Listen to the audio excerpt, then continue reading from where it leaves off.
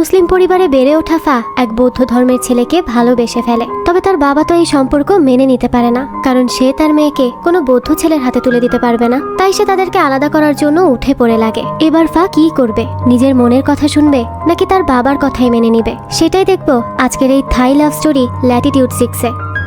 শুরুতেই আমরা টন আর তার ভাগ্নিকে রেলওয়ে স্টেশনে দেখি। টন তার নতুন কর্মক্ষেত্রে যাচ্ছিল।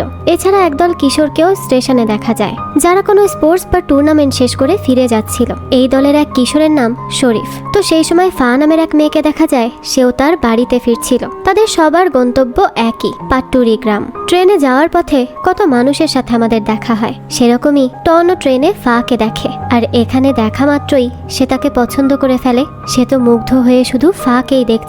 তার যেন মাথায় আর কোনো কিছুই কাজ করছিল না। তখনই ফাইফুর ডাকে তার হুঁশ ফিরে আসে। ফাইফু হলো তারই ভাগ্নি, যাকে সে খুব ভালোবাসতো। আর ট্রেন যেহেতু ছাড়তে বেশি দেরি নেই, তাই সে ফাইফুকে নিয়ে তার বগিতে গিয়ে দ্রুত বসে পড়ে। ওদিকে আমরা পাট্টুরি গ্রামের ছোট্ট রেডিও স্টেশন ল্যাটিটিউড 6 দেখতে পাই। গ্রামের সবাই মিলে এই ছোট জায়গায় এই রেডিও স্টেশনটা চালায়, যা তাদেরকে কিছুটা আনন্দ দেয়। এরপর আমরা পাট্টুরির রাস্তায় রেনে নামের একটা বাচ্চা মেয়েকে দেখি। সে চিৎকার করে বলতে থাকে যে শরীফ ফিরে আসছে। রেনে হলো শরীফের বোন, আর ভাইয়ের আশা নিয়ে সে অনেক বেশি এক্সাইটেড ছিল। প্রথমে সে ফার্ন নামের এক কিশোরীকে এই খবর দেয়। ফার্নও তো এই খবর পেয়ে বেশ খুশি হয়। এরপরই সে কোরসেম নামের এক কিশোরকে খবর দেয়। কোরসেম হলো শরীফের বেশ কাছের বন্ধু, এক কথায় বেস্ট ফ্রেন্ড আর কি। কোরসেম তো এই খবর পেয়েই খুশির চোটে স্টেশনের দিকে ছুটে যায়। এরপরই রেনে চলে যায় তার বাবার কাছে শরীফ আসার খবর দিতে। তার বাবা তো তখন মসজিদে আরো কজন প্রভাবশালী মানুষের সাথে গ্রামের মসজিদ সংস্কার নিয়ে আলাপ করছিল, যে কিভাবে কি করলে তাদের গ্রামের মসজিদটা আরো বেশি উন্নত হবে। এইটা দেখে তো রেনে তার বাবাকে কানে কানে এই খবরটা দিয়ে চলে যায়। আর ঠিক নির্দিষ্ট সময়ে পাট্টুরিতে ট্রেন থামে। টন তখন ট্রেন থেকে নেমেই ফাকে এক নজর দেখার জন্য সেখানেই দাঁড়িয়ে থাকে। এই একবারে দেখাতেই সে তাকে অনেক পছন্দ করে ফেলেছিল। যাক, তো অনেকক্ষণ অপেক্ষা করার পরও দেখা যায় সে আর ফাকে দেখতে পায় না। তাই মন খারাপ করে সে স্টেশন থেকে বেরিয়ে আসে। তখনই সে দেখে একজন লোক ঘুমাচ্ছে, আর তার পাশে টনের নাম লেখা প্ল্যাকার্ড। টন তো এটা দেখেই বুঝতে পারে এই লোকটাই তাকে নিতে এসেছে। সে হলো টনেরই কলিগ। যাক, তো তাকে জাগালেই সে তাদেরকে নিয়ে চলে যায় তাদের থাকার জায়গায়। তো তাদের থাকার ব্যবস্থা হয়েছে একটা দোকানের 2 তলায়। বাং নামের এক লোকের দোকান আছে এখানে। এরই 2 তলার একটা ছোট্ট ঘরে টন আর তার ভাগ্নি থাকবে। টন তখন তার কলিগের কাছ থেকে তাদের থাকার জায়গা বুঝে নেয়। আর এরপরই সে দেখতে পায় অফিস থেকে তো তাকে একটা পুরনো মডেলের মোটরসাইকেল দেয়া হয়েছে। সে তো ভেবেছিল তাকে হয়তো একটু ভালো কিছু দিবে, তাই এই পুরনো মডেলের মোটরসাইকেল দেখে তার মনটাই খারাপ হয়ে যায়। কিন্তু এখানে তো আর কিচ্ছু করার নেই, তাই সেই সবকিছুই মেনে নেয়। এদিকে দেখা যায় ফাও তার বাড়িতে চলে যায়। ফার বাবা হাসান পাটুরির একজন প্রভাবশালী মানুষ।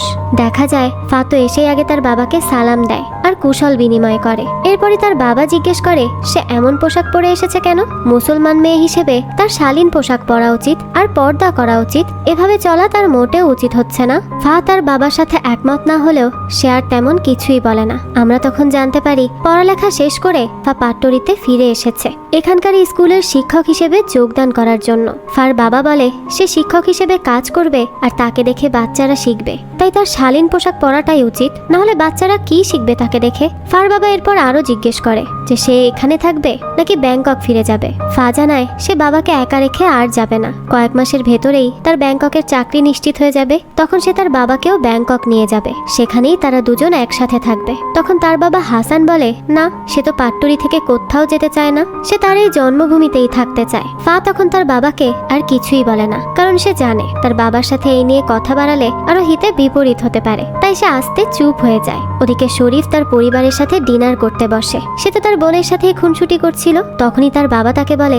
তার উচিত এখন খেলাধুলা বাদ দিয়ে একটু পড়াশোনায় মন দেয়া। শরীফ তখন আর কিচ্ছু না বলে চুপচাপ তার বাবার কথা শোনে। সেদিন রাতে টন আর ফাইফু আবার বাইরে দাঁড়িয়েছিল। তারা তাদের সামনে তখন বিরাট একটা ট্যাঙ্কার যেতে দেখে। এটা দেখেই তো ভয় পেয়ে টন ফাইফুকে নিয়ে ভেতরে চলে যায় আর দরজা বন্ধ করে দেয়। টন তো খুব ভালো করেই বুঝে যায় যে এই জায়গা ভূ রাজনৈতিক কারণে বেশ বিপজ্জনক, তাই এই ব্যাপারটা নিয়ে সে একটু চিন্তাই করতে থাকে। পরদিন সকালে দেখা যায় হিজাব আর সালোয়ার কামিজ পরে ফা দ্রুত তৈরি হয়ে নেয় তার কাজে যাওয়ার জন্য। আজ তার স্কুলের প্রথম দিন, তাই সে তার বাবার বলা কথা মতোই পোশাক পরে নেয়। অন্যদিকে আমরা শরীফকে দেখি, সে ফার্নের বাড়িতে যায় একসাথে স্কুলে যাওয়ার জন্য। ফার্ন বলে তারা দুজন সাইকেল রেস করতে পারে, আর যে আগে স্কুলে পৌঁছাবে সেই বিজয়ী হবে, আর যে হেরে যাবে তাকে ট্রিট দিতে হবে। এদিকে আমরা ছোট্ট ফাইফুকে দেখি, তারও আজকে স্কুলে প্রথম দিন। সে তার মামাকে তাড়া দিতে থাকে যে দ্রুত আসার জন্য। তো এরপরই তারা বাইকে করে স্কুলে যেতে যেতে বলতে থাকে যে তার মামা যেন তার বাবা মায়ের মৃত্যুর দিনের কথা ভুলে না যায়। টন বলে সে যেন কোনো চিন্তা না করে, সে সেদিনের কথা কখনোই ভুলবে না।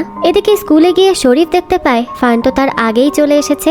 সেই সময় ফাইফুকে নিয়ে টনও চলে আসে স্কুলে। সিকিউরিটি গার্ড তাকে তখন থামায় আর জিজ্ঞেস করে তারা স্কুলে কেন যাচ্ছে, তাদের তো সে এখানে আগে কখনো দেখেনি। টন বলে সে এখানে নতুন এসেছে আর তার ভাগ্নিকে স্কুলে ভর্তি করাবে, তাই এসেছে। টন এরপর প্রিন্সিপালের রুমে যায় আর ভর্তির সব কাজ শেষ করে। সেখান থেকে বের হতেই তো তার মুখোমুখি হয় ফা। সে তো প্রথমে বেশ চমকে যায়, এরপরই খুব খুশি হয়ে যায়, কারণ ফাকে তো সে সেই প্রথম দিন থেকেই পছন্দ করে ফেলেছিল। টন তখন বুঝতে পারে যে ফা তার ভাগ্নির স্কুল টিচার।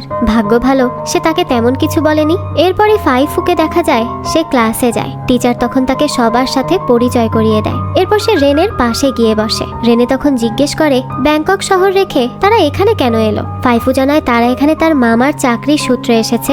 এরপরই সে তার পেন্সিল বক্সে থাকা তার মা বাবা আর মামার ছবি দেখায় তাকে। বোঝাই যায় তার মা বাবা মারা যাওয়ার পর তার মামাই তাকে মানুষ করছে, আর সে তার মামাকে অনেক বেশি ভালোবাসে। এদিকে আমরা দেখি টন চলে যায় তার অফিসে। সে একটি ইসলামিক ব্যাংকের আইটি সেক্টরে কাজ করবে। অফিসের সবার সাথে পরিচয় হলে তার এক কলিগ জিজ্ঞেস করে যে সে শুনেছে টনের একটি মেয়ে আছে। টন বলে সে তার মেয়ে নয়, বরং তার ভাগ্নি। সে এখনো অবিবাহিত।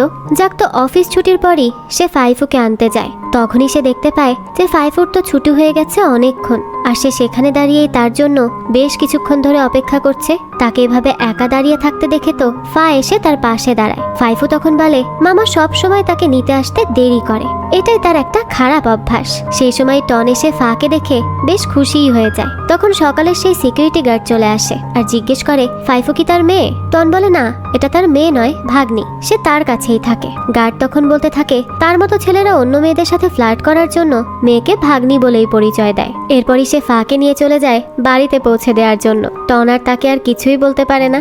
সেদিন রাতে ফাইফু বলে তার টিচার মিস ফা অবিবাহিত। সেটা বুঝতে পেরেছে কারণ সে তার হাতে কোনো আংটি দেখেনি। টনের তো উচিত মিস ফার ফোন নাম্বার রেখে দেওয়া, কখনো তার দেরি হলে ফোন করে সে খবর নিতে পারবে। টন তখন তার ভাগ্নিকে এসব পাকা পাকা কথা বলতে নিষেধ করে, তবে মনে মনে সে ভীষণ খুশিই হয়। সেও তো এমন কিছুই চাইছিল। তার ভাগ্নিও হয়তো বুঝতে পারে যে টন ফাকে পছন্দ করে ফেলেছে। যাক, এরপরই টনের কাছে তার একজন কলিগ আসে, তার নাম মুসা। মুসা তার সাথে কথাবার্তা বলার পরই খেয়াল করে যে তার কাছে একটা গিটার রয়েছে। এটা দেখেই সে এই ব্যাপারে জিজ্ঞেস করে। তখন সে জানতে পারে যে টন গান বাজনা করে আর সে একটা ব্যান্ডের সাথেও আছে। এসব জেনে টনের কলিগ মুসা বলে সে তাকে এখানে স্থানীয় একটি গানের অনুষ্ঠানের রিহার্সেলে নিয়ে যাবে। সেই সময় হঠাৎ টন কিছু একটা শব্দ শুনে জানালা দিয়ে নিচে তাকায় আর দেখতে পায় তার বাড়িওয়ালা বাংয়ের কাছে দুজন লোক এসেছে। তারা বাংকে একটি বড় কাঠের বাক্স দেয়। টনের শব্দ শুনে তো তিনজনই তখন চমকে ওঠে আর বাং সাথে সাথে বাক্সটি সরিয়ে ফেলে। পরদিন সকালবেলা দেখা যায় আমরা শরীফকে দেখি। সে কোরসেমের সাথেই ছিল। শরীফকে কোরসেম বলে সে শুনেছে আগামীকাল তার রেডিওতে ইন্টারভিউ আছে। শরীফ বলে ফার্ন তাকে সকাল 8টায় যেতে বলেছে। কোরসেমের পর বলতে থাকে তার শরীফের সাহায্যের প্রয়োজন। পরদিন সকালবেলায় ফার্ন শরীফের জন্য অপেক্ষা করতে থাকে, কারণ সেই আজ ইন্টারভিউ নিবে। দেখা যায় অনেকক্ষণ অপেক্ষা করার পরও শরীফ আসে না, তাই সে আর অপেক্ষা না করে তার অনুষ্ঠান শুরু করে দেয়। ওদিকে রেডিওর কোঅর্ডিনেটর আসতেই দেখে শরীফ এসে দাঁড়িয়ে আছে। সে তখন রেডিও স্টেশনের ভেতরে বসে থাকা ফার্ন আর কোরসেমকে দেখতে থাকে। কোঅর্ডিনেটর বলে এই দুজন খুব সম্ভবত কাপল। শরীফ বলে না, তারা কাপল না। কোঅর্ডিনেটর তখন বলে না হলেও কাপল হয়ে যাবে, কারণ কম বয়সে প্রেম এমনই হয়। এই সব কিছু শুনেই তো তার মন মেজাজ খুব খারাপ হয়ে যায়। পরদিনই টনের কলিগ তাকে শরীফদের বাড়িতে নিয়ে যায়। সেখানে ফাইফুর রেনের সাথে দেখা হয়। রেনে তো তার নতুন বান্ধবীর সাথে তার মায়েরও পরিচয় করিয়ে দেয়। এরপর তারা যায় সেখানে যেখানে ডিকি হুলুর রিহার্সেল চলছে। ডিকি হুলু হলো বিশেষ এক ধরনের ধর্মীয় দলীয় গান, যেখানে আমরা ফা আর তার বাবা হাসানকেও দেখি। হাসানকে ফা তখন টনের সাথে পরিচয় করিয়ে দেয়, কিন্তু হাসান খুব বেশি একটা কথা না বাড়িয়ে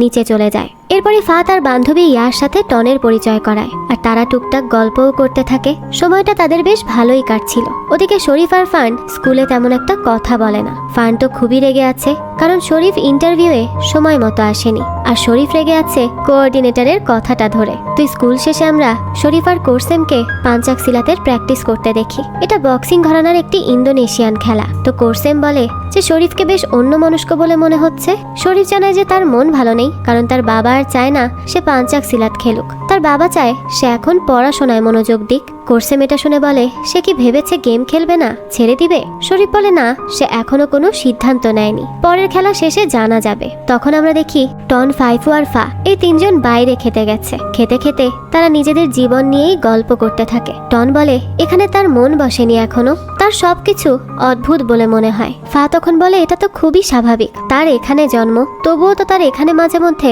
সবকিছু অন্যরকম মনে হয়, ভালো লাগে না। তার বাবাকে নিয়েও সে ব্যাংকক চলে যাবে, এখানে আর থাকবে না। ফাইফু তখন তার মামাকে খোঁজা দিতে থাকে কিছু একটা বলার জন্য।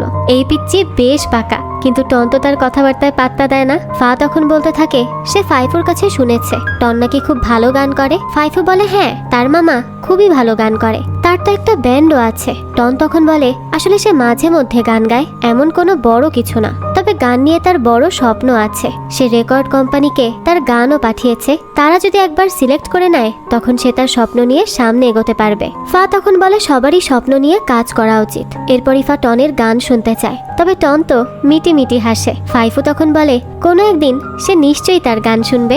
বাড়ি ফিরেই ফা তার বাবাকে জিজ্ঞেস করে যে তাদের মসজিদ নতুন করে সংস্কার করার কাজ কতটুকু চলছে। হাসান বলে এখনো সে নিশ্চিত না তারা সময় মতো কাজ শেষ করতে পারবে কিনা। হাসানের পর বলতে থাকে সে শুনেছে ওই নতুন ছেলেটির সাথে সে অনেক ঘনিষ্ঠ। ফা বলে তারা শুধুমাত্র বন্ধু। হাসান বলে সে তার বাবাকে এ ব্যাপারে বলেনি কেন, তার বাইরের মানুষের কাছ থেকে জানতে হলো। যাক, তো দৃশ্যের পর চলে যায় ডিকি হলুর রিহার্সেলে। শরীফের বাবা হাসানকে জানায় ডিকি হলুর চ্যাম্পিয়নদের তাদের ডিকি হলু অনুষ্ঠানে আনার প্রস্তুতি নেওয়া হয়ে গেছে। এরপর দেখা যায় টন আর তার কলিগ গান শুনছিল। টনের কলিগের সাথে ফার বান্ধবী ইয়ার দেখা করার কথা, তো টনের কলিগ ফোন করলে দেখা যায় ইয়া বলে যে সে আসতে পারবে না। টন তখন শুনতে পায় ইয়া ভ্যান আর ফার কথা কিছু একটা বলেছে। এ কথা শুনেই তো সে কেমন জানি চমকে যায়। সে তখনই ছুটে সেখান থেকে বেরিয়ে যায় আর তার বাইক নিয়ে একভাবে ছুটতে থাকে। তার ধারণা ফার হয়তো অ্যাক্সিডেন্ট হয়েছে, তাই সে চলে যায় ইয়ার কাছে আর জিজ্ঞেস করে ফার কথা, যে সে কি বলছিল। পাশে তখন দেখা যায় ফা তো সম্পূর্ণ সুস্থ সবল ভাবে দাঁড়িয়েছিল, তবে দেখা যায় সে নিজে বাইক থেকে পড়ে যাওয়ার কারণে হাতে বেশ ব্যথা পেয়েছে। টন তখন বলে সে ঠিক হয়ে যাবে, তবে সে ফাকে নিয়ে দুশ্চিন্তায় পড়ে গিয়েছিল। আসলে তার নিজের মা আর ফাইফুর বাবা মা মানে তার বন্ধুলা ভাই সবাই একটা রোড অ্যাক্সিডেন্টে মারা গিয়েছে, তাই সে রোড অ্যাক্সিডেন্ট নিয়ে এত বেশি ভয় পায়। তখন টনের পরিবারের জন্য ফা বেশ দুঃখ প্রকাশ করে। এরপর টন বলে তার হাতের প্লাস্টারে তার প্রিয় মানুষদের সে কিছু না কিছু লিখতে দিয়েছে, ফাও যেন কিছু লেখে। ফা বলে সে লিখলে টন কিছুই বুঝবে না, কিন্তু টন তাকে তাও লিখতে বলে। ফা তখন ভিনদেশি ভাষায় কিছু একটা লেখে যা টন আসলেই বোঝে না, কিন্তু তারপরও তার ভালো লাগে। ফা তখন বলে এই লেখা সে একসময় বুঝতে পারবে। এরপর ফা বলতে থাকে টন তো বৌদ্ধ, সে মুসলমানদের নিয়ে কি ভাবে। টন বলে মুসলমানদের দেখে যা বুঝতে পেরেছে সে, যে মুসলমানদের অনেক সৌজন্য আর শৃঙ্খলা থাকে। সে ধীরে ধীরে মুসলমানদের একটু একটু করে বুঝতে পারছে। এছাড়া সব ধর্মই মানুষকে ভালোটাই শেখায়। ফা তখন বলে সে মাঝে মাঝে বোঝে না যে সে যা করে তা ঠিক করে কিনা। টন তখন জিজ্ঞেস করে তার মধ্যে কি ধর্ম নিয়ে কোনো দ্বিধা আছে। ফা তো এর কোনো জবাব দেয় না। পরের দৃশ্যে আমরা ফাকে দেখি সে তার বাবার সাথে বসে কোরআন শরীফ তেলাওয়াত করছিল। তার বাবা বলে সে যতই কাজকর্ম করুক তার নিয়মিত কোরআন শরীফ পড়া উচিত আর তা বুকে ধারণ করা উচিত, না হয় দিন শেষে তার নিজের বলে কিছুই থাকবে না। সেদিন ফাদের বাড়িতে একটি মিলাদ মাহফিল হয়। এই মিলাদ মাহফিল শেষে সবাই মিলে খাওয়া দাওয়া করছিল। এদিকে টনের কলিগ তাকে একটা খাম দেয় আর বলে এটা হাসান সাহেবের বাড়িতে দিয়ে আসতে। সে তো ফাদের বাড়িতে আসার সুযোগ কোনোভাবেই মিস করতে চায় না, তাই সোজা সেখানে চলে আসে। সেখানেই সে বাংকে দেখতে পায়। এতে তো তার কিছুটা সন্দেহ হয়। তো যখন সে বাঙের হাতে ওই কাঠের বাক্সটি দেখে তখন তো তার ভয় আরো বেড়ে যায়। তার মনে হয় এখানে বুঝি কোনো বোমা আছে আর তার বাড়িওয়ালা একজন জঙ্গি। সে তখন ছুটে গিয়ে তার ভাগ্নিকে জড়িয়ে ধরে যে রেনের নিমন্ত্রণে এখানে এসেছিল। তবে শেষ পর্যন্ত দেখা যায় ওই বাক্সটি থেকে একটা বেহালা বের হয় আর বাং খুব সুন্দর করে বেহালা বাজাতে থাকে। টন তো তখন হাফ ছেড়ে বাঁচে আর কিছুটা লজ্জাও পায়। হাসান তখন টনের সাথে কথা বলে। টন বলে ব্যাংকের হেড অফিস থেকে তাকে পাঠিয়েছে কিছু আইডি সেট আপ করার জন্য। হাসান তখন জিজ্ঞেস করে সেট আপ করার পর কি সে চলে যাবে। টন তখন উত্তর দেয় যে তার ভালো লাগলে সেখানে থেকেও যেতে পারে। হাসান তখন হঠাৎ করেই বলে তার মেয়ে তার একমাত্র সন্তান, সে চায় তার মেয়ে একজন ভালো মুসলিমের মতো জীবন কাটাক, ধর্মের সব নিয়ম কানুন মেনে চলুক। তাদের ধর্মের কিছু বাধা কিছু বিধি নিষেধ আছে, তা ফাকে মানতেই হবে। টন তো কিছুই বুঝতে পারে না যে হাসান তাকে এসব কেন বলছে। ফাও তো তার বাবার কথা শুনে কিচ্ছু বুঝতে পারে না। এদিকে রাতে টনের ব্যান্ডের লোকেরা ফোন করে আর জানায় তাদের প্রোগ্রাম আছে, সেজন্য তার যাওয়াটা প্রয়োজন। এই কথা শুনে তো টন বেশ চিন্তায় পড়ে যায়, আর ফাইফুও এটা খেয়াল করে। সে তখন তার মামাকে জিজ্ঞেস করে সে এত চিন্তা করছে কেন। টন বলে সে আসলে ভাবছে যে ফাইফু কার কাছে থাকবে। ফাইফু বলে সে যে কারো কাছেই থাকতে পারে, তবে টন যেন তাড়াতাড়ি ফিরে আসে, তাহলেই হবে। এরপরই ফাইফু তার টিচার ফাকে কল দেয় আর বলে তার মামা ব্যাংকক যাবে, তাই এখন সে ফার সাথে কথা বলতে চায়। টন বেচারা তো বেশ বিব্রত হয়ে পড়ে। যাক, তো এরপর ফাইফু ঘুমালে দেখা যায় বাং তার বেহালা আর টন তার গিটার নিয়ে বসে। দুজনের তখন চমৎকার যুগলবন্দি হয়। ফানকে এই সময় দেখা যায় সে রেডিওতে একা একা কথা বলছে। ফান তখন দর্শকদের বলে তার মা চায় সে যেন ব্যাংককে পড়াশোনা করতে চলে যায়। সে আরো বলে সামনে একটি পাঞ্চাক সিলাত খেলার আয়োজন আসতে চলেছে, কে জানে শরীফদের দল জিতবে কি জিতবে না। আমরা তখন শরীফকে দেখতে পাই। তাকে তার বাবা এসে বলে পরের সেমিস্টার থেকে সে মাদ্রাসায় পড়াশোনা করবে, আর স্কুলে যাবে না। এসব শুনে শরীফ বলে সে মাদ্রাসায় পড়তে চায় না, বরং ভালো ইউনিভার্সিটিতে পড়তে চায়। স্পোর্টস কোটায় সে খুব সহজেই কোনো ইউনিভার্সিটিতে ভর্তি হয়ে যেতে পারবে। সে চায় না সে তার বাবার মতো শুধু আরবি শিখুক, আর সামান্য আরবি শিক্ষক হয়েই থেকে যাক। এই কথা শুনে তার বাবা তো বেশ রেগে যায় আর বলে তার জেনারেশন যদি এভাবে ভেবে থাকে তাহলে তাদের পূর্বপুরুষরা তাদের যে ধর্মীয় শিক্ষা দিয়ে গিয়েছে তা তো বৃথা যাবে। এদিকে টন বাংকে গিয়ে বলে সে তার ভাগ্নিকে কিছুদিনের জন্য রাখতে পারবে কি। টন একটু ব্যাংকক যাবে একটা গানের অনুষ্ঠানের জন্য।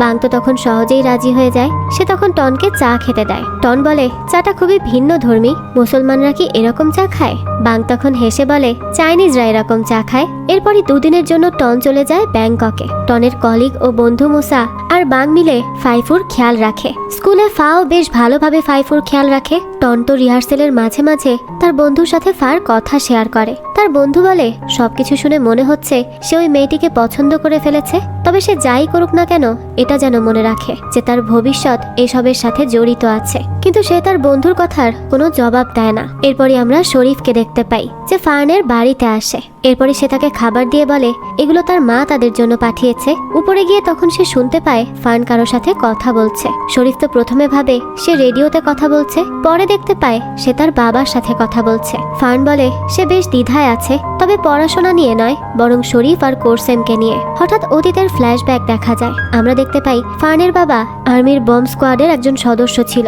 একদিন সে অন্য শহর থেকে নিজের শহরে কাজে আসে। ফার্ন তখন কোরসেমকে নিয়ে চলে যায় তার বাবাকে দেখতে। শরীফও সেখানে ছিল, তবে শরীফের জন্য অপেক্ষা করতে তো তার তর্স হয় না, তাই সে তাকে রেখে তার বাবার সাথে দেখা করতে চলে যায়। তার বাবা তাকে দেখে ঠিকভাবে থাকতে বলে। ঠিক তখনই একটা বোমা ফাটে আর তার বাবা সেখানেই মারা যায়। ফার্ন তো একেবারেই ভেঙে পড়ে। কিছুদিন সে ওই সব থেকে বেরই হতে পারে না। শরীফও এই সব কিছু ভাবে, তাই সে আর কথা না বলে চুপচাপ নিচে নেমে আসে। সেখানে ফার্নের মা শরীফকে জিজ্ঞেস করে যে ফার্নের সাথে কি তার দেখা হয়েছে। শরীফ বলে সে ফার্নকে বিরক্ত করতে চায় না। ফার্নের মা তখন বলতে থাকে সময় কত তাড়াতাড়ি কেটে যায় তাই না। এক সময় তারা দুজনেই ছোট্ট ছোট্ট ছিল, আর এখন দুজনেই কত বড় হয়ে গেল।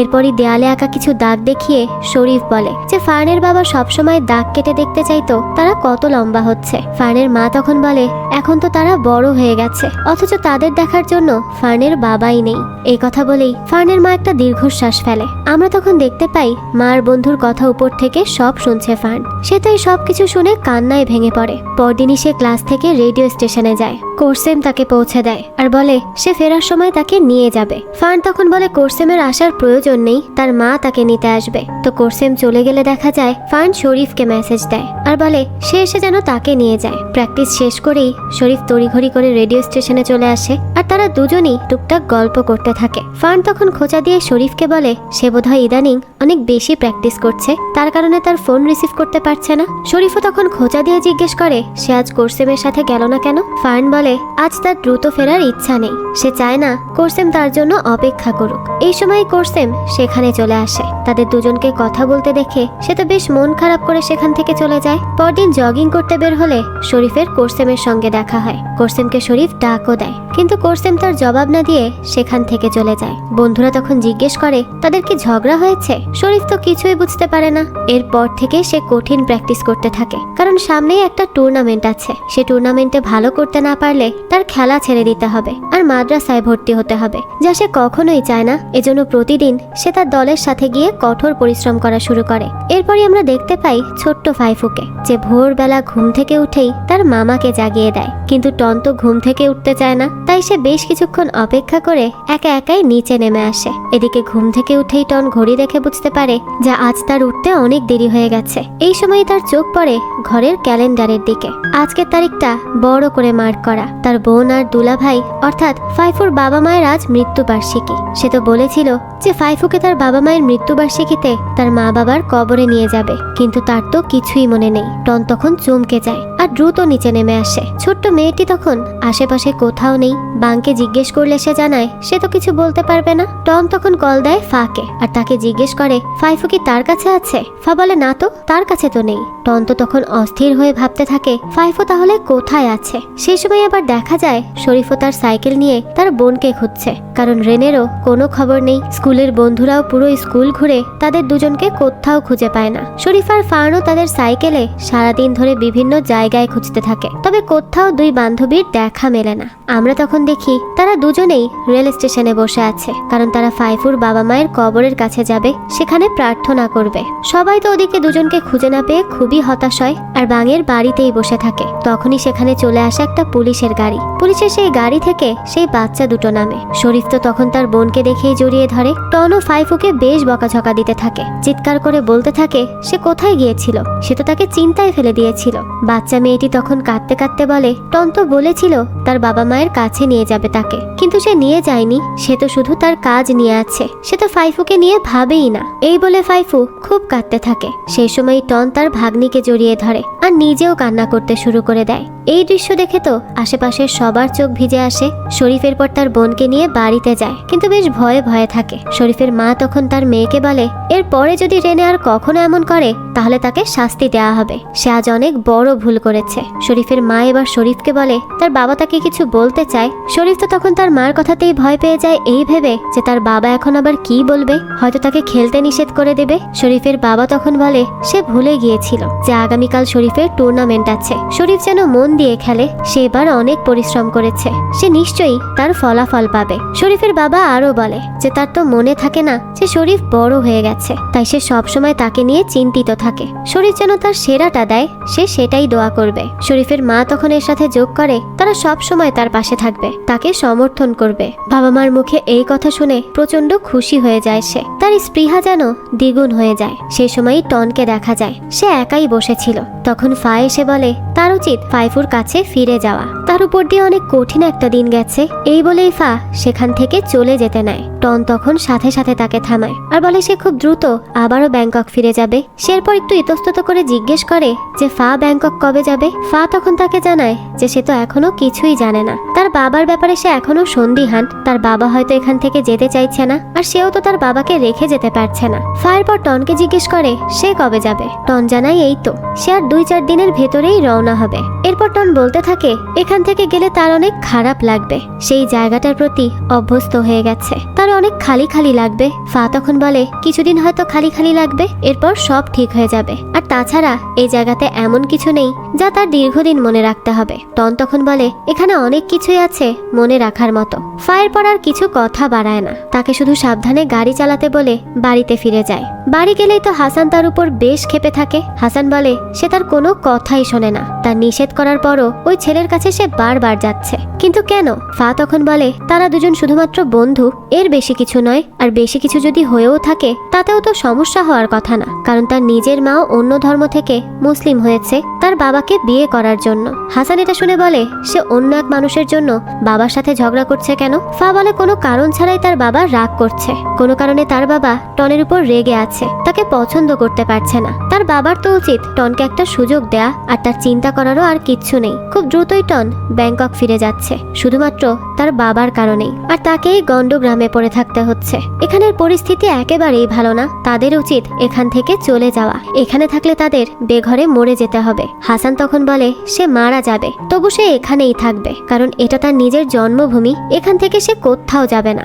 এসব শুনে ফা বলে এখানে থেকেও সে কিছুই করতে পারছে না। গত 10 বছর ধরে সে একটি মসজিদ তৈরির কাজ করছে, আর তাও শেষ করতে পারছে না। এসব শুনে হাসান বলে তার তো বিশ্বাস রাখতে হবে, তারা যা করছে এগুলোর একটি ফলাফল তারা অবশ্যই পাবে। ফা তখন বলে যে সে তো আশা রেখেছে, কিন্তু তার কোনো ফলাফল সে এখন পর্যন্ত দেখতে পায়নি। তাছাড়া হাসান এখানের জন্য কি করবে? সে তো নিজের পরিবারের জন্যই কিছু করতে পারেনি, তার মা তো তার জন্যই মারা গেছে। হাসান তার মাকে বুঝিয়েছিল যে সে এখানে নিরাপদে থাকবে, কিন্তু শেষ পর্যন্ত তার মা নিরাপদে থাকতে পারেনি, নিজেই প্রাণ খুইয়েছে। এসব বলে ফা নিজের ঘরে চলে যায় আর প্রচন্ড কাঁদতে থাকে। হাসানও তখন স্ত্রীর কথা ভেবে কান্না করতে থাকে। এদিকে রাতে শরীফ বাড়ি ফেরার সময় দেখে ফান বাড়ির সামনে দাঁড়িয়ে আছে। সে আসলে দাঁড়িয়েছিল শরীফকে শুভকামনা জানানোর জন্য। ফান বলে পরের দিন সে যাবে তাকে চিয়ার আপ করার জন্য। পরদিন ছিল শরীফের টুর্নামেন্ট। তার বাবা তার জন্য দোয়া করে আর তাকে ভালোভাবে খেলতে বলে। তখনই তার বোন রেনে তাকে কিছু খাবার তুলে দেয় আর বলে সে যেন খেয়ে নেয়। এরপরই শরীফ চলে যায় খেলার জন্য। একের পর এক রাউন্ড খুব ভালোভাবে জিততে থাকে শরীফ। সে যেন এক অন্য মানুষ। তার মধ্যে তখন নতুন স্পৃহা চলে আসে। এর পরের রাউন্ড আসে কোরসেমের সাথে। দুজন যেন দুজনের উপর ক্ষিপ্ত হয়ে আছে, আর সেটা খেলার মধ্যেও বেরিয়ে আসে। ফ্ল্যাশব্যাক থেকে আমরা দেখি যে কোরসেম ফার্নকে তার মনের কথা বলেছিল। কোরসেম বলেছিল সে তাকে পছন্দ করে, কিন্তু ফার্ন বলে সে তাকে পছন্দ করে শুধুমাত্র বন্ধুর মতো, এর বেশি কিছু নয়। এই সব কিছু ভেবেই কোরসেম শরীফকে বলে যে তার উচিত তার মনের কথা ফার্নকে বলে দেওয়া। সে এখনো কেন বলেনি, এই বলেই তাকে সে আছড়ে ফেলে দেয়। শরীফ তো পড়ে গিয়েও অনেক চেষ্টা করে উঠার জন্য, কিন্তু সে উঠতে পারে না। এদিকে খেলার সময়ও শেষ হয়ে আসে। অল্প আর কিছু সময়ের মধ্যেই জিতে যাবে কোরসেম। দর্শক সারিতে খুবই মন খারাপ করে বসেছিল তখন ফার্ন। দৃশ্য আবারও ফ্ল্যাশব্যাকে যায়। ফার্নকে একদিন শরীফ জিজ্ঞেস করে সে কি কোরসেমকে পছন্দ করে। ফার্ন বলে সে কোরসেমকে পছন্দ করে না, কারণ কোরসেম তার টাইপের না। তখনই শরীফ জিজ্ঞেস করে তাহলে তার টাইপের কে? ফার্ন বলে সেই তার টাইপের যে সবসময় তার দেখভাল করবে বলে ওয়াদা করেছিল। আজ হঠাৎ হেরে যেতে গিয়ে শরীফ বুঝতে পারে যে ফার্ন তাকে পছন্দ করে, কারণ সেই তো তার দেখভালের ওয়াদা করেছিল।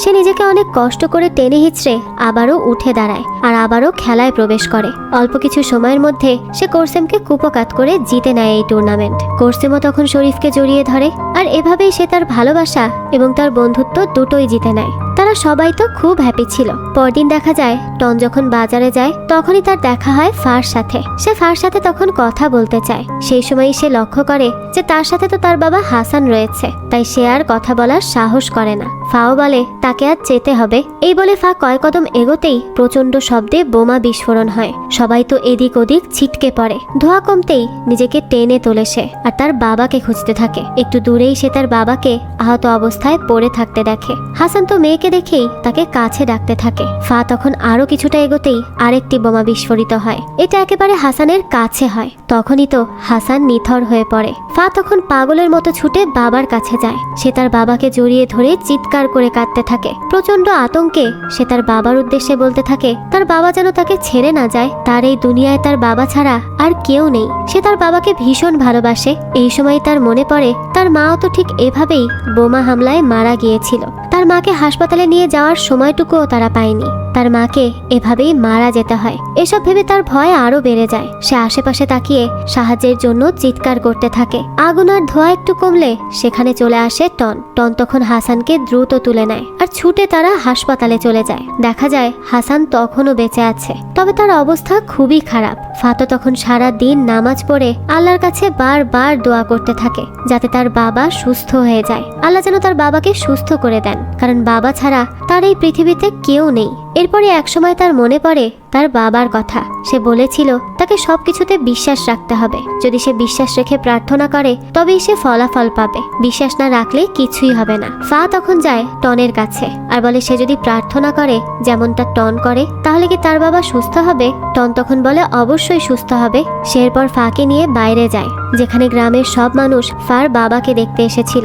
এই সব কিছু দেখে তার এবার কিছুটা সাহস হয়। সে আবারও আশায় বুক বাঁধে যে তার বাবা তার কাছে আবারও ফিরে আসবে। এরপরই দেখা যায় ফার বাবা সুস্থ হতে হতে সে তার বাবার একটা অসম্পূর্ণ কাজ সম্পূর্ণ করার চেষ্টা করবে বলে ঠিক করে। মসজিদের বাইরে তখন মসজিদ মেরামতের জন্য একটি দান বাক্স বসানো হয়। সেখানে প্রতিনিয়ত মুসল্লিরা দান করতে থাকে। তারা হাসানকে ভালোবেসে আগের চেয়েও বেশি বেশি দান করে। এরপরই গ্রামের একজন শিক্ষিত মানুষকে দায়িত্ব দেয় ফা। তার বাবার অবর্তমানে এই মসজিদের কাজ দেখার জন্য সে এই লোককে ঠিক করে। সেই লোকও তো বেশ খুশির সাথে দায়িত্ব পালন করে। সুযোগ পেলেই সে এসে মসজিদের ব্লুপ্রিন্ট আর বাকি সবকিছু দেখিয়ে নিয়ে যায় ফাকে। ফা তো তার বাবার সুস্থ হওয়ার অপেক্ষা করতে থাকে আর মসজিদের কাজও চালিয়ে নেয়। একদিন সে দেখে তার বাবার আঙুল নড়ে উঠেছে। সে তো এটা দেখে খুবই খুশি হয়ে যায় আর বারবার তার বাবাকে ডাকতে থাকে। তার মনে তো আশার আলো ফিরে আসে। তার বাবা বুঝি সুস্থ হয়ে গেল। ধীরে ধীরে তখন চোখ খুলে হাসান। মেয়ের দিকে তাকিয়ে সান্ত্বনার হাসি দেয়। তখনই তো ফা বাবার হাত ধরে কাঁদতে থাকে। দূর থেকে তখন টনও দেখে যে হাসান সুস্থ হয়ে গেছে। পাট্টনের পাঠ এবার শেষ হবে। এরপরই বাঙের কাছ থেকে বিদায় নিয়ে ফাইফুকে সাথে করে সে ব্যাংককের উদ্দেশ্যে রওনা দেয়। প্লেনে ফাইফু জিজ্ঞেস করে, এখানে আসতে কি বেশি সময় লাগে? টন বলে, না, খুব বেশি সময় লাগে না। ফাইফু তখন বলে, তাহলে যেন তাকে প্রায়ই টন এখানে নিয়ে আসে। সে মিস ফা আর রেনেকে অনেক মিস করবে। সে তাদেরকে দেখতে আসতে চায়। টন তখন তার ফোন বের করে ফাকে একটা শেষ কল করার জন্য, তবে শেষ পর্যন্ত তার করে না। এরপরই মামা ভাগ্নি ব্যাংকক পৌঁছে যায়। টন তো সারাদিন তার ব্যাংকের কাজ আর ব্যান্ড গান বাজনা নিয়েই থাকে। ফাইফু বেচারি তো একা একা সারাদিন সময় কাটায় আর তার শুধু পাট্টুরির জীবন মনে পড়তে থাকে, রেনের কথা মনে পড়তে থাকে। ওখানে পাট্টুনিতে একা একা সময় কাটাতে থাকে ফা। হাসান তো এবার একেবারে সুস্থ হয়ে যায় আর তার মসজিদের কাজও শেষ হয়। সেখানে সে নিয়মিত নামাজ পড়তে থাকে। সে তো খুব খুশি ছিল। আর এদিকে টন টিভিতে প্রায় পাট্টুরিতে বোমা হামলা বা সন্ত্রাসী হামলার খবর পেতে থাকে। এভাবেই একটা একটা করে দিন কাটতে থাকে। এরপর দেখা যায় ফান রেডিওতে একটা গান চালায়। এই গানটি একজন নতুন গায়ক গেয়েছে। সেই গানটি লিখেছে তার এক প্রিয়জনকে নিয়ে, যে তার কাছ থেকে দূরে থাকে। এই গানের মাধ্যমে সে তার ওই প্রিয়জনকে কিছু বলতে চায়। এরপরই ফান বলে, এটা হয়তো তার এই রেডিওতে দেয়া শেষ গান, এখন আর সেই শো করবে না। ফান তখন তার দর্শকদের বলে তাকে মিস না করার জন্য। শরীফার তার গ্রামের সবাই তো এই শো শুনতে থাকে। গানটি এরপর বাজতে শুরু হয়। ফা তো মন দিয়ে সেই গান শোনে। তখনই তার টনের সাথে কাটানো সেই সময়গুলো মনে পড়তে থাকে। এদিকে শো শেষ করে ফান যায় শরীফের সাথে কথা বলতে। ফান তখন তাকে জিজ্ঞেস করে যে সে চলে গেলে তাকে কি শরীফ মিস করবে? শরীফ বলে সে তাকে মিস করবে না, তার বন্ধুদের সাথে তার ভালোই সময় কাটবে। কিন্তু ফান তো খুব ভালো করেই জানে তাকে ছাড়া শরীফের কেমন সময় কাটবে, তাই সে তার সামনে মুচকি হাসে। পরদিন সকালেই ফান তার মায়ের কাছ থেকে বিদায় নিয়ে নেয়। সে তার মাকে বলে নিজের দিকে খেয়াল রাখতে। ফান তাকে প্রতিদিন কল করবে। এরপরই ফানের গাড়ি চলতে শুরু করে। পথিমধ্যেই দূরের একটি নৌকা থেকে শরীফের কজন বন্ধু চেঁচিয়ে চেঁচিয়ে ফানকে গাড়ি থামাতে বলে। ফানও গাড়ি থামিয়ে গাড়ি থেকে নেমে আসে। শরীফের বন্ধুরা তখন বলে শরীফ ফানকে কিছু বলতে চায়। এরপরই দেখা যায় শরীফ সেখানে চলে আসে। ফান ভাবে শরীফ তার মনের কথা বলবে, কিন্তু শরীফ তো লজ্জায় তেমন কিছু বলতেই পারে না। সে শুধু তাকে শুভকামনা জানায় আর খুব দ্রুত আবারও তাকে পাট্টুরিতে ফিরে আসতে বলে। এরপরই বেশ কিছুদিন কেটে যায়। পাট্টুরিতে তো আনন্দের ছোঁয়া। শরীফের মা তার জন্য টুকটুকে লাল আর খুব সুন্দর একটা পোশাক তৈরি করে, যেটা পরে সে আজ ডিকির হলু গানের উৎসবে যোগ দিবে। পুরো পাট্টুরিতে আজ তাই বেশ উৎসব মুখর পরিবেশ। শরীফ, মুসা সহ এই গ্রামের সব যুবক ছেলেরা রঙিন পোশাক পরে হুলু গানের তালে তালে বাদ্য বাজাতে থাকে আর খুব নাচতে থাকে। তাদের সবাইকে বেশ আনন্দিত মনে হয়। যদিও তাদের এই পাট্টুরিতে দুঃখের শেষ নেই, সমস্যার শেষ নেই, তবুও সবকিছু ভুলে তারা আজকের এই উৎসবে মেতে ওঠে। তারা চায় তাদের সাথে ভবিষ্যতে ভালো কিছুই হোক, আর সেই আশাই আজ তারা আনন্দিত। এই বিমর্ষ ভূখণ্ডে তারা ঐতিহ্যবাহী গান গায়, খেলা খেলে আর এভাবেই নিজেদের অস্তিত্ব টিকিয়ে রাখে। গান শেষ হলেই ফা দেখতে পায় ফাইফু সেখানে চলে এসেছে। তাকে দেখেই তো সে জিজ্ঞেস করে সে কোথা থেকে এলো। ফাইফু বলে একজন তাকে খুব মিস করে, তাই তারা এখানে চলে এসেছে। ফা তখন অবাক হয়ে সামনে তাকিয়ে দেখে টন তার দিকে আসছে। তাকে দেখেই তো হাসিতে তার মুখ ভরে ওঠে আর আনন্দে হৃদয় পরিপূর্ণ হয়। আর এরই সাথে এই গল্পটাও এখানেই শেষ হয়ে যায়। এই তো ছিল ফা আর টনের ভালোবাসার গল্প। এই থাই লাভ স্টোরিটা আপনাদের কাছে কেমন লেগেছে সেটা অবশ্যই আমাদেরকে কমেন্ট করে জানাবেন। যদি এতটুকুও ভালো লেগে থাকে তাহলে একটি লাইক দিয়ে যাবেন। আর হ্যাঁ, আমাদের এই চ্যানেলে কিন্তু প্রতিনিয়তই নতুন নতুন ভিডিও আপলোড করা হয়। সেই সব ভিডিওর আপডেট পেতে আমাদের চ্যানেলটিকে সাবস্ক্রাইব করে বেল আইকনে অল দিয়ে রাখতে কিন্তু ভুলবেন না। আর একটা কথা, আমাদের সকল ভিডিওর আপডেট পেতে জয়েন করতে পারেন আমাদের হোয়াটসঅ্যাপ চ্যানেলে, লিংক কমেন্ট বক্সেই দেওয়া আছে। আজকে তাহলে এই পর্যন্তই। আবারও হাজির হব নতুন কোনো ভিডিও নিয়ে। সেই পর্যন্ত সবাই ভালো থাকবেন আর আমাদের চ্যানেলের সাথেই থাকবেন। ধন্যবাদ।